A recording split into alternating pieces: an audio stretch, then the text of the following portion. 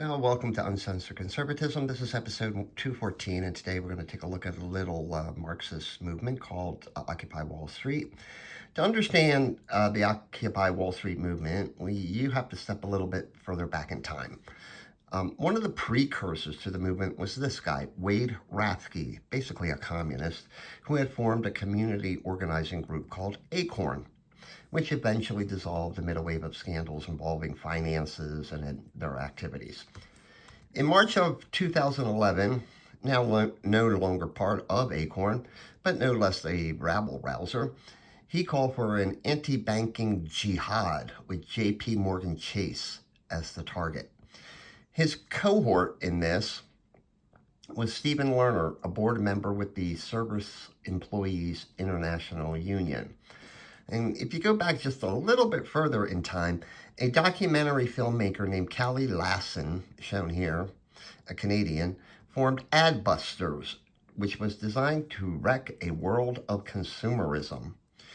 In 2011, along with others at Adbusters, Lasson decided to latch on to the Arab Spring protests that toppled the Mubarak regime in Egypt.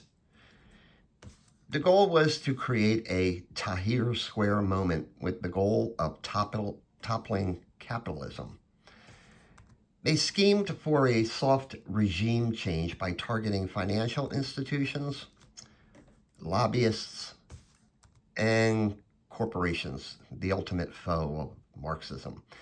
At the time, the country was still feeling the effects of the 2008 economic crisis, and Marxists usually see such events as ripe for taking advantage of.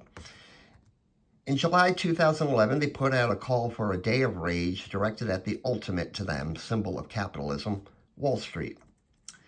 They had, at the time, 4 messages: an end to corporate greed, the inherent evils of capitalism, the injustice of economic inequality, and a transfer of wealth from the 1% to the 99%.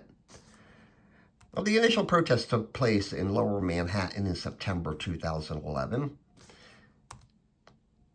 By early October, the protests spread to other major cities. Within 40 days, the New York Times and Washington Post had dedicated 224 columns to the movement. The base of operations, however, was Zuccotti Park in New York City. There were 7 main accusations against Wall Street bankers. Bankers donated sums of money to politicians, and that had to stop. Corporations had influenced the courts to the detriment of the working class. They were perpetuating discrimination in the workplace. The rights of workers to organize was being squelched. Students were held hostage through college debt, and that education was a human right. Corporate America was preventing the development of alternative forms of energy to keep us dependent on oil. And finally, banks and corporations had outsourced labor in order to cut wages and benefits domestically. By the time the whole thing ended, they were railing against everything from animal cruelty, corporate farming, to the military. Lasson and his buddies at Adbusters knew they had to be sneaky in their Marxist attempts. He noted that if the ultimate goal, the overthrow of capitalism, was known, the movement would simply peter out. That's when they came up with a theme: democracy, not corporatocracy. The goal was to get the ear of politicians, especially one of their own, the current President Barack Obama, who was gearing up for re-election. As 2011 turned to 2012, in fact, Obama claimed that economic woes were not due to his policies, but to the excesses of capitalism that only the government could rein in. The references to fat bankers and paying their fair share, heard on the campaign trail by Obama, is no coincidence. In fact, other politicians soon joined in on the chorus, like Nancy Pelosi, Elizabeth Warren, Hillary Clinton, Howard Dean, then Congressman Keith Ellison, and of course Bernie Sanders. As for those initial protests, No one is more important than the introduction of Lisa Fithian, who is a proponent of aggressive actions, a code word for violence. In 1999, she led the protests that turned into riots in Seattle as the World Trade Organization met there. By October 15th, less than a month after the start of the protests, they started to turn violent despite their claims of nonviolent civil disobedience. As the movement spread and got larger, so did the violence and the rhetoric. At an Occupy LA rally, speakers praised the bloody French Revolution, claiming the bourgeois would not go without violence. At the Occupy Phoenix site, flyers were circulated indicating that killing police was absolutely justified as they were agents of the capitalist state. As for ACORN, they simply split into smaller entities like New York Communities for Change, led by former ACORN organizer John Kest, shown here. They, along with the Socialist Working Families Party, helped organize the protests in Zuccotti Park. It was later learned that over 100 former ACORN staffers paid people $100 a day to attend these rallies and protests, and that they had recruited homeless people from shelters and paid them $10 an hour to perform duties at the rallies like serving food and passing out blankets. In Los Angeles, the Southern California chapter of the Communist Party helped organize rallies there, led by Arturo Cabron and Mario Brito. Bill McKibben, founder of 350.org, an environmentalist outlet, pledged their support for the movement in late October 2011. Organizers then invited Muslim groups to join, and CARE was one of the first.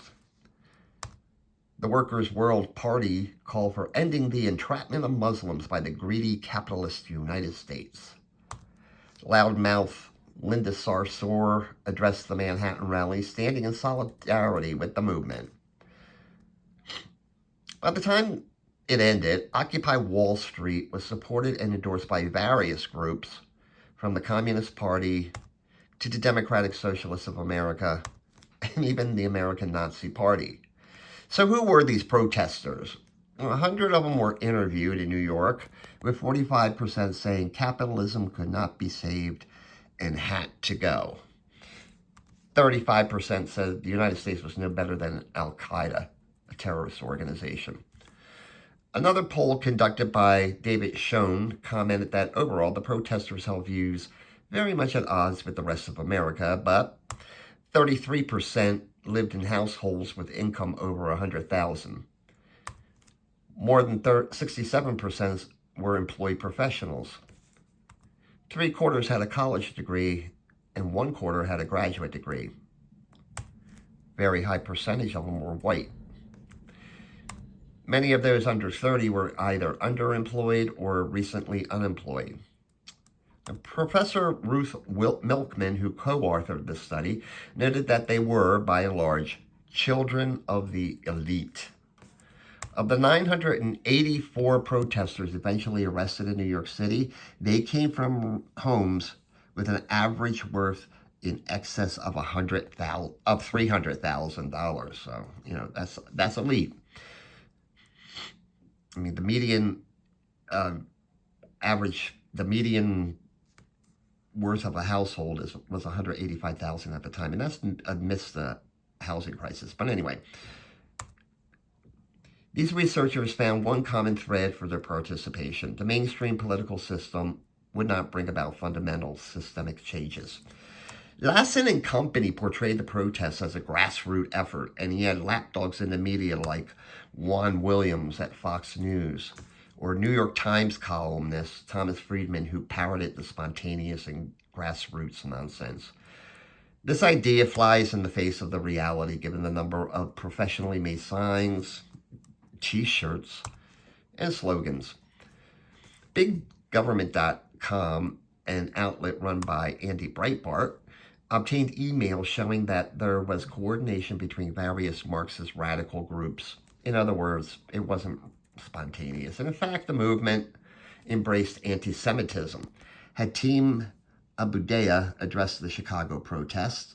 He had been investigated for his ties 2 years previous to Hamas. but led the crowd in chants of freeing Palestine.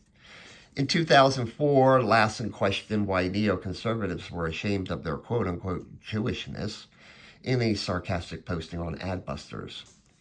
In 2003, Lisa Fithian stood as a human shield in solidarity with Palestinians in Nablus and Jenin in the West Bank. Unbelievably or not, journalists were in on the act. Natasha Leonard, a freelance journalist for the New York Times, actually participated in an Occupy Wall Street strategy session. Lisa Simone, a reporter with NPR, worked as a spokesman for Occupy DC in violation of their guidelines, for which she was fired. Dylan Radigan at MSNBC advised organizers on how to craft a message that would resonate with the people. Focus on the bankers, not capitalism. And Matt Taibbi at Rolling Stone wrote glowing letters of support, which he turned into an article offering advice to the movement. And what would any protest be without an appearance from Al Sharpton? On October 1st, 2011, it was discovered that the organizers had retained the Alliance for Global Justice to serve as their fiscal sponsor. They were formed in 1979 in support of the communist Sandinista government in Nicaragua. They, in turn, received funding from the Ties Foundation and the Open Society Institute, a creation of billionaire George Soros. One of the Alliance's more noteworthy contributors to the Occupy movement was Michael Moore with a $1,000 donation, despite his $50 million worth of estimated wealth. Blankets, food, and signs were kept in a donated warehouse owned by the United Federation of Teachers in New York City. And like any good Marxist, it was later discovered that Peter Dutro, a member of their finance committee, had spent several nights at a 5-star downtown New York hotel and paid $700 per night. The kicker? Mr. Dutro lives in New York City. So here's the thing with the Occupy Wall Street movement. They were preceded by the Tea Party movement on the right that swept conservatives into power in Congress. That movement was opposed to the bank bailout and Obamacare. Where it and Occupy Wall Street overlapped in their anger was the bank bailout, but for differing reasons. Had they somehow merged on a single message, who knows what could have happened. But given the obvious Marxist intentions of the Occupy movement and inclusion of known Marxists, coupled with the fact that the movement was not spontaneous or grassroots, that was never to be. Instead, you got a mashup of various causes disguised as a spontaneous uprising. And we're going to close this out with Antifa tomorrow. And that's it for today. Thanks. Have a great day and a more pleasant tomorrow.